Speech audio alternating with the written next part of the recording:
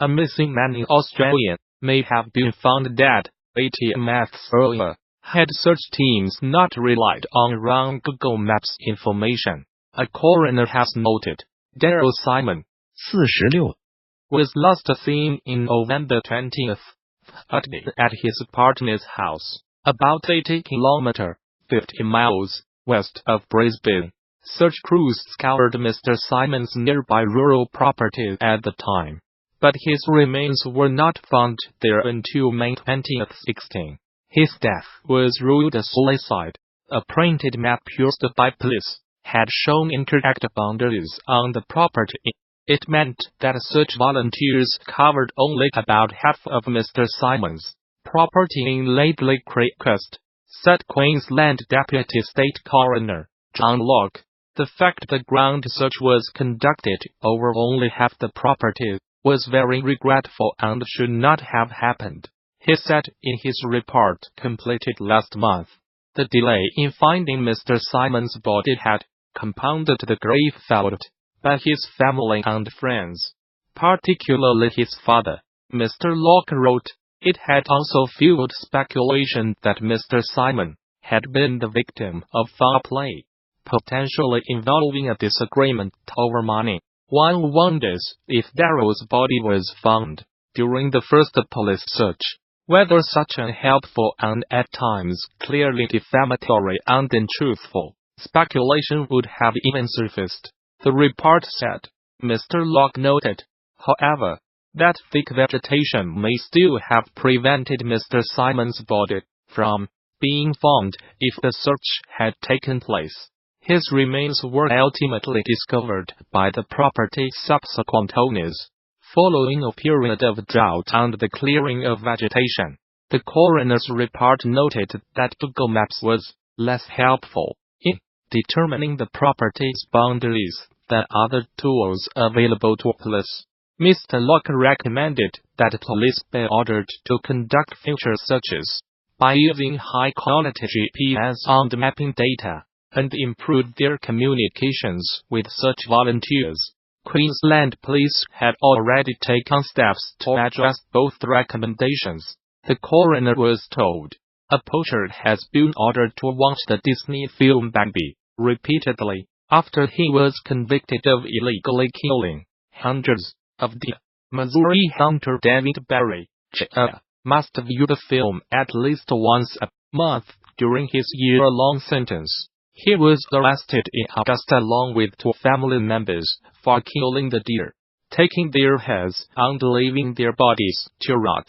Prosecutors said it is reportedly one of the biggest poaching cases in Missouri history. On top of the jail sentence for the illegal deer hunting, Judge Robert George ordered Barry Jr. to view the Walt Disney movie Bambi, with the first viewing being on or before December 23, 2018, and at least one such viewing each month thereafter. During his spell in prison, the 1942 cartoon about woodland creatures shows a hunt to kill the mother of eponymous deer character Bambi. A months-long investigation, spanning several states, led to the arrest of Barry Jr., his father David Barry, Sr., and his brother Kyle Barry, according to a local newspaper, the Springfield News Leader. While the total number of deer taken illegally is unknown, Lawrence County's conservation agent Tandy Barnes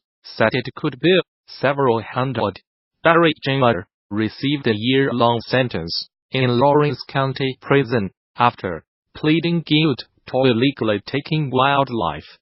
He has also been sentenced to a 1-to-0-day term in Barton County Prison for a firearms probation violation, and both he and his father had their hunting privileges revoked for life by the Missouri Conservation Commission. A popular tourist attraction has become the latest Chinese company to show solidarity with Huawei's chief finance officer, Meng Wanzhou, who was arrested in Canada on 1 December.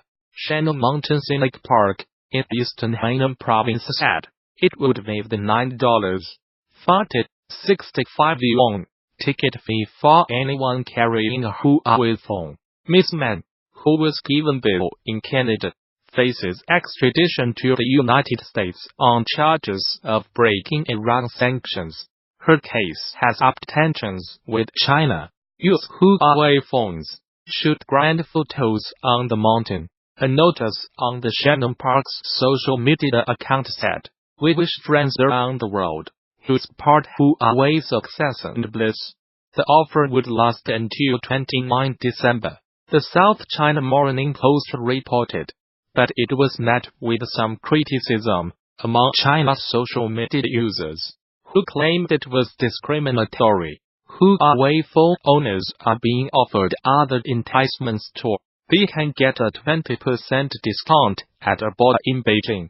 Seen in Beijing, bring a Huawei phone and get 20% off. Similar to this story we covered yesterday, https://QQXL19YPQLPIC. Twitter.com Sokolov.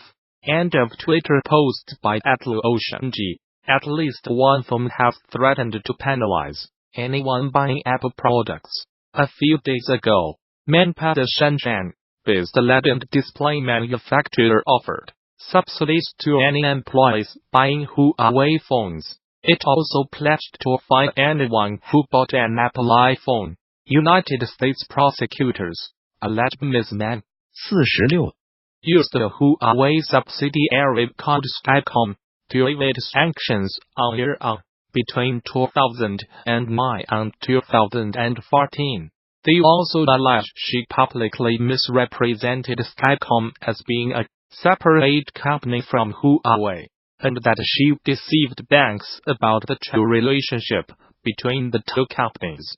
Ms. Man, who is the daughter of Huawei's founder, has denied any wrongdoing and said she will contest the allegations. Life of Huawei's high-flying errors. The United States has been investigating the Chinese telecoms giant, the world's second-largest smartphone maker, since 2016, believing that it used Skycom to bring United States manufacturing equipment and millions of dollars in transactions to Iran in violation of sanctions. Ms. Man's detention comes amid an increasingly acrimonious trade dispute between Washington and Beijing. China is angry at her detention, saying she has not violated any laws. Beijing has threatened severe consequences unless Canada releases the executive. Since her arrest, 2 Canadians, a former diplomat and a businessman, have been detained in China on suspicion of harming national security. United States President Donald Trump said last week that he might intervene in the United States Justice Department's case against Ms. Man if it would serve national security interests. I'll help achieve a trade deal with China if I think it's good for what will be certainly the largest trade deal ever made, which is a very important thing. What's good for national security?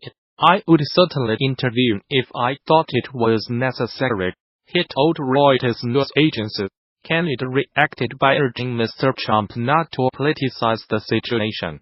Our extradition partners should not seek to politicize the extradition process or use it for ends other than the pursuit of justice, Foreign Minister Chrystia Freeland said. The United States military says it has killed 62 fighters from the Islamist group Al-Shabaab in 6 airstrikes in Somalia.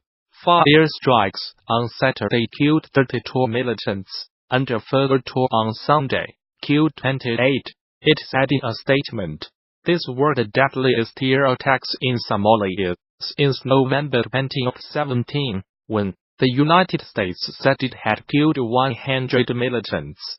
Somalia has seen a sharp increase in the number of airstrikes and casualties since President Donald Trump took office in the United States in January 2017.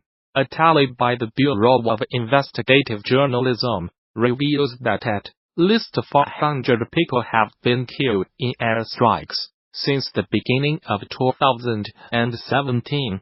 far more than the previous 10 years combined.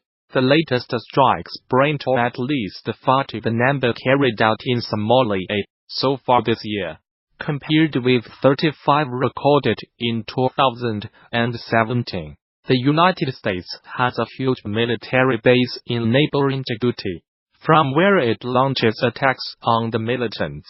Mr. Trump gave the United States military greater authority in March 2017 to attack militants in Somalia.